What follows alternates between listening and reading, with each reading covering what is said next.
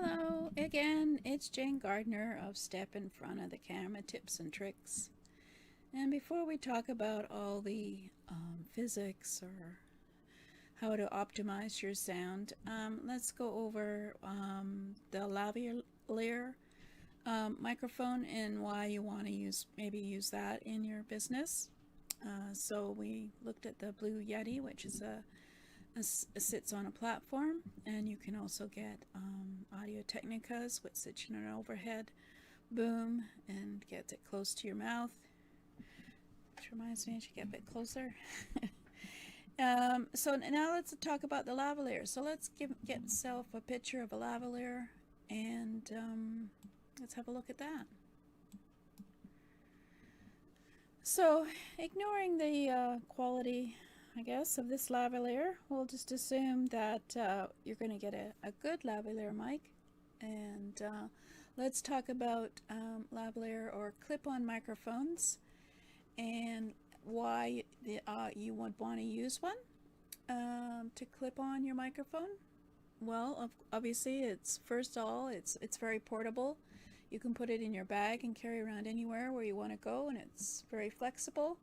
So it helps you to free up your hands because you just clip it onto your lapel or your blouse, and then just put the transmitter, which connects up to your recording device, in your pocket.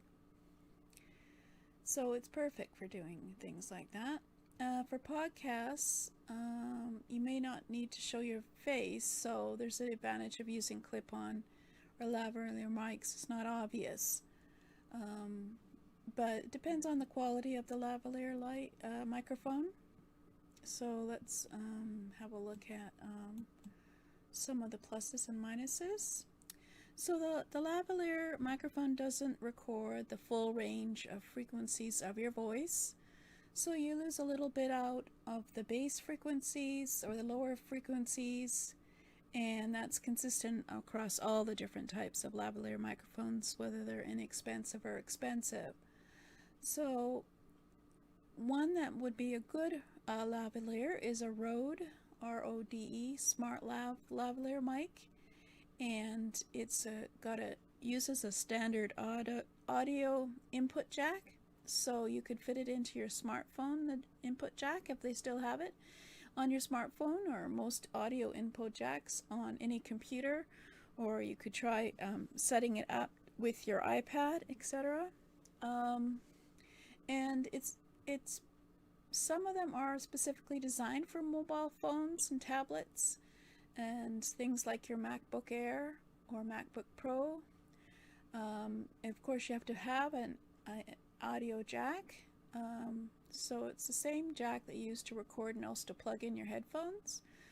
So you may find that the other types are not meant for low powered devices like smartphones or tablets. So if you try it and there's no sound, you plug it in, it's probably not going to work at all, so you'll have to get a different one. So you have to decide how you want to use it. So you could use you could basically have the same components for all lavalier microphones. You have a clip, and this is for you to clip onto your clothes. You have the audio input jack, and you have the microphone.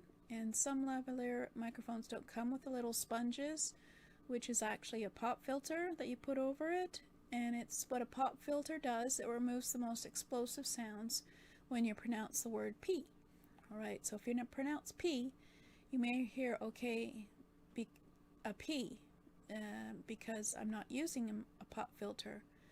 But if you're, whenever you, so you could always remove the pop filter if you don't like it, but it's great for removing the popping P's.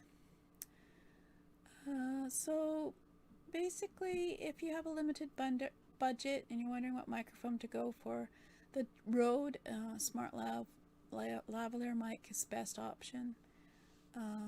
Obviously, if you have a microphone like this, it's very portable, and so you could probably use it when you're driving in your car. As you probably know, the built-in microphone for your smartphone can be very sensitive and pick up a lot of the noise on sounds of the road of your car, and so sometimes it's very brittle or weird. So if you were to get a lavalier microphone, it basically wants to capture your voice above everything else. So it captures other sounds as well, but because of the proximity of your mouth or your throat to the microphone, your vocals will be the loudest of all. And then, of course, that's what you want. Now, in a studio setting, it's still useful. You can move around. Obviously, if you're one of these people who likes to stand while you're doing recordings or presentations, or you like to wave around with your hands and move about, I would certainly recommend it for people who are doing demonstrations, exercises, and that kind of thing, because it's probably gonna carry most of your voice, but it's not going to do as much of the surround sounds that is around you, because it's focused on your voice. So you don't have to worry too much if you're looking at it, having it in your studio, about things like echo and noises outside of the lavalier. As you can imagine, the lavalier mic is the one that most reporters used, and they're using them outside even, as well as, of course, in the studio. So it's worth getting, I think, to me, if the time comes when we're back to interviewing people and sitting across from each other and interviewing people. You can clip a microphone on the other person, and then there's a transmitter and you have a microphone, and it's a little more natural than having to move one of these microphones in your hand. So it's worth investing in if you think you'll be doing that kind of a lot of stuff outside, and I get a better sound than you would if you used your smartphone. And I guess I should have put up a picture of a smartphone, but I haven't really considered that as a possibility, especially when it comes to developing a TV show and such like that. The most important thing for your show is to have good quality sound. So we'll be talking further on that next time. And after that, we'll do some physics and how to get the volume right on your microphone so it sounds good. I'm not sure how this is sounding. I still, just for you to know, I've realized that the computer sound, it should be muffled in my studio. After all, I've been picking it up. I think the fan's getting older, and so it's changed the sound. And so I'm going to have to get myself a quilt to put over it while I'm recording, to try and cut down the sound of the fan. So my apologies if you can hear a hum in the background.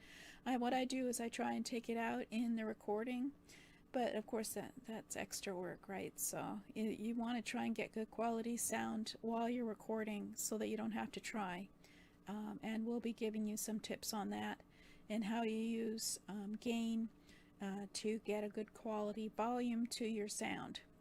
And hopefully I have one today. I haven't checked it, so I was playing around with it a couple of days ago to see if I could get a good sound. So yeah, I might have to do some editing in the recording to up the sound a bit, because I'm a pretty quiet person. So that's it for today, and tomorrow we'll